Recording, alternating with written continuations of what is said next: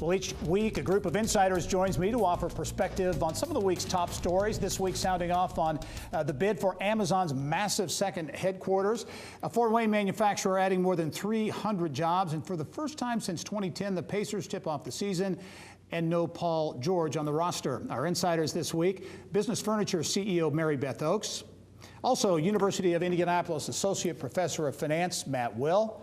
And new to the insiders this week, Katz Corn Cunningham co-founding partner Norris Cunningham, and welcome one and all, especially Norris, first time on the insiders. Thanks, and we'll begin with a deadline of sorts that came and went this week for Amazon's big HQ2, the second headquarters, the economic development deal of a generation, as many people are talking. 50,000 jobs, $100,000 a year jobs, $5 billion, something like that investment.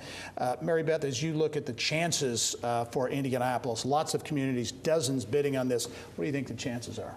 Well, that's a good question. I was reading an article in Moody's this morning, and we have some stiff competition, obviously, some ways that we can't compete. However, I did spend some time yesterday with some folks from the Indy Partnership, and they were fresh off their submission. Right. They were super excited, super optimistic, and we were talking about really the ways that we felt like we could compete. So I guess I feel optimistic. Yeah.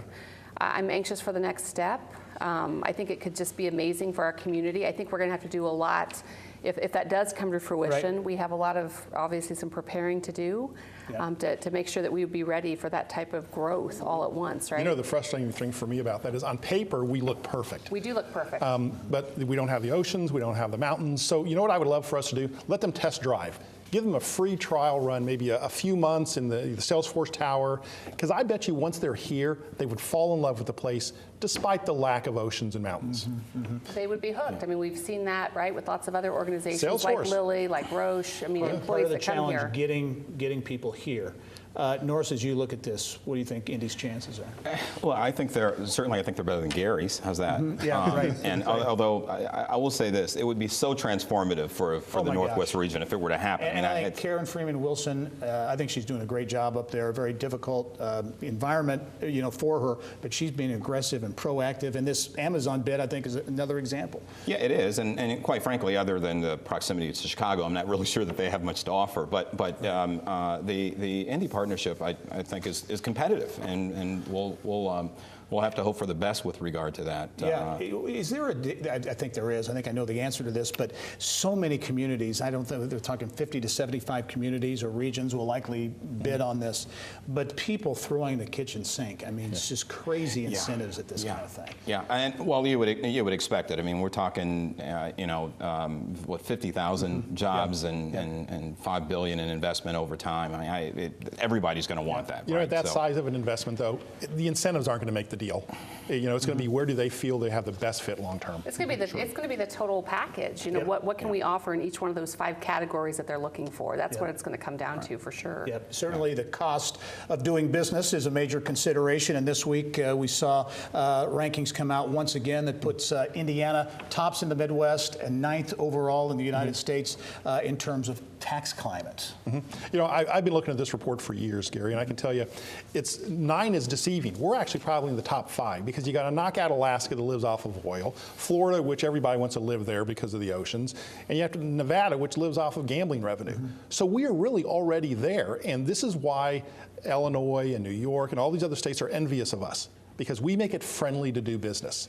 And just the stories we're talking about today, businesses are flooding here, tax climate, the first thing you need. There's a bunch of others, but we check the boxes. Yep. I did find it interesting too that all of the areas covered in the study were areas where Indiana actually has a tax, right? I mean, you've got Florida that doesn't have an income tax and so on. So we're number 9, having levied all of those available taxes still, right? Which tells you something about the climate that we have here overall.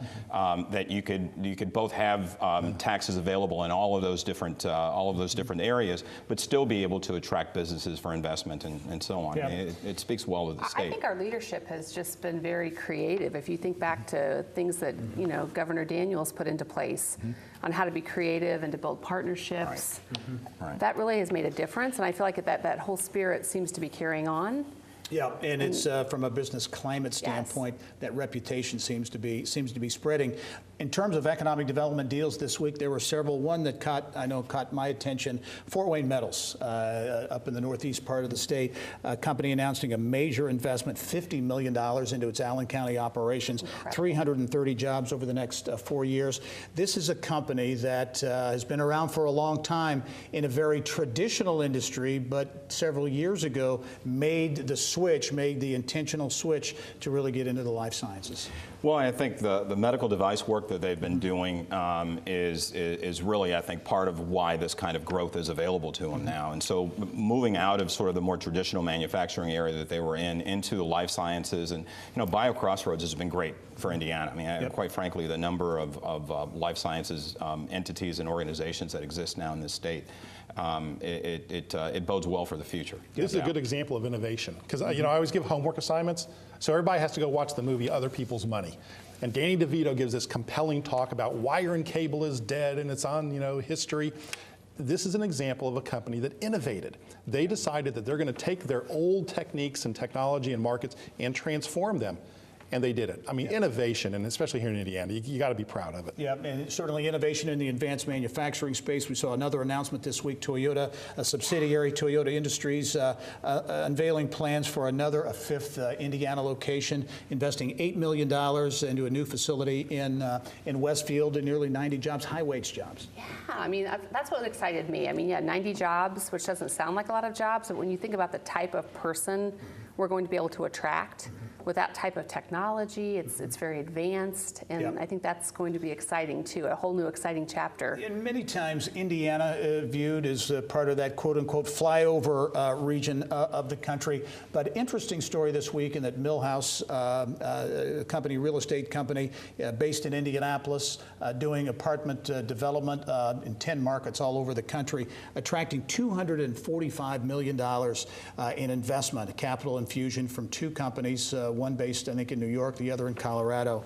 In Norris, I thought it was interesting that Tad Miller, Millhouse's CEO, I mean, it's $250 million. That's a big number.